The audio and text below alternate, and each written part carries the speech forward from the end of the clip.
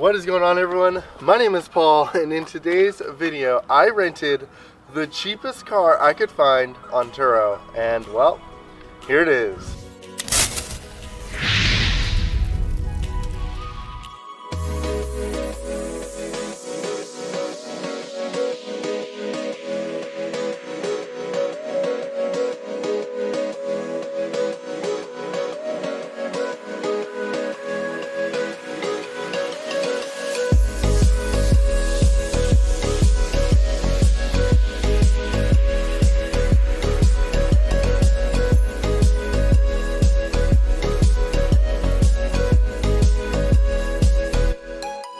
I rented the cheapest car I could find on Turo. This car is a 2019 Chevy Trax Redline Edition, and well, I think it's like the sporty version of the Chevy Trax. I'm going to break down the cost to rent this car on Turo. So the base rental was only $44. Nice. So Turo has a processing fee to use this app, and that was $15.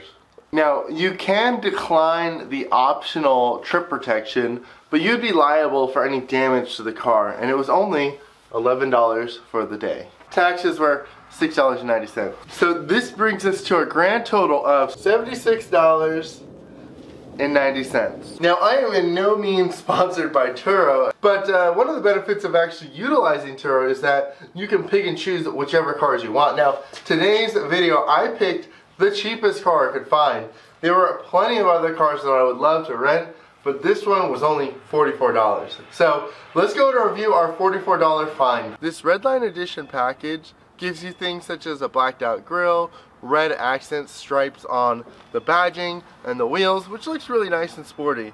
Now, this all comes at a cost. Now, the base cost of a Chevy Trax in 2019 was $23,200. Now, once you add that Redline Edition package, it adds an additional $1,350. And on top of that, this car has the Sun and Sound package, which is a $1,150 addition, bringing the total cost for a cheap Chevy SUV to $25,700. The main point of this video is to go over if my cheap Turo rental is worth it.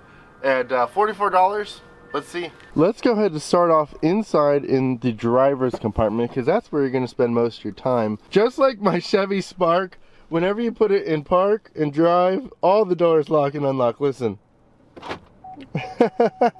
I am purely reviewing this based on the $44 I spent on the rental. If I would buy this car, it's a completely different thing. Secondly, I got a lot of hate for my Chevy Spark video.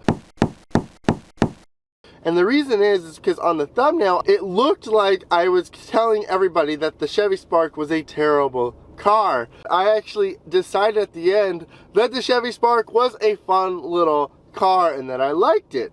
That being said, we are hopping in the Chevy Trax. So to start, I want to talk about all the air fresheners in this car. We have a little tree here. We have an air freshener here. There's a lot of cleaning debris in this car, such as on the gauge cluster. There's a lot of spot, and there's a lot of streaks from disinfectant in the car. We got one serious chip in the window, as you guys can see here. That's a pretty deep rock chip. You got Android Auto, Apple CarPlay, all your typical features. You got that reverse camera. If I was going to try and reverse, it tells me, oh look, there's a beautiful Fiat Spider in the background. So driving around town, this car is, you know, pretty nice. It's a pretty standard car, right? Remember, this is a cheap Chevy SUV at $26,000. Going up and down these hills here in Pittsburgh, it's a little challenging sometimes. It doesn't quite have the torque to get up that hill, but for your city driving, it's not bad. I never realized until I rented this car that there are so many Chevy Trax and Buick Encores. A lot of engine noise. It's not really slow. It's not quick at all. It's just enough. All right, let's go with this road. You guys know this road. This is my fun little road. And it's not quick. It's just struggling a lot. A lot of engine noise, and I came in pretty quick on that. This isn't what you buy this car for. This is, hey, it's very versatile. It's small. It's cheap on gas. easy to drive, cheap to maintain, cheap to insure, cheap to buy, right? And that's the whole point of these cars. Now, for $44 on Turo, is it worth it? Well, if I'm looking for a rental car, most of the time I'm looking for the cheapest one, and $44 is a pretty good deal. Now, you never know what you're gonna get with Turo either. You know, sometimes people don't maintain their cars as well as they should. This car is very well maintained. It's pretty clean. I mean, there's a little bit of dust in the gauge cluster and, you know, a couple of specks here or there, but come on, if you were to look at my personal car, you would see so much more, right? Any of us would.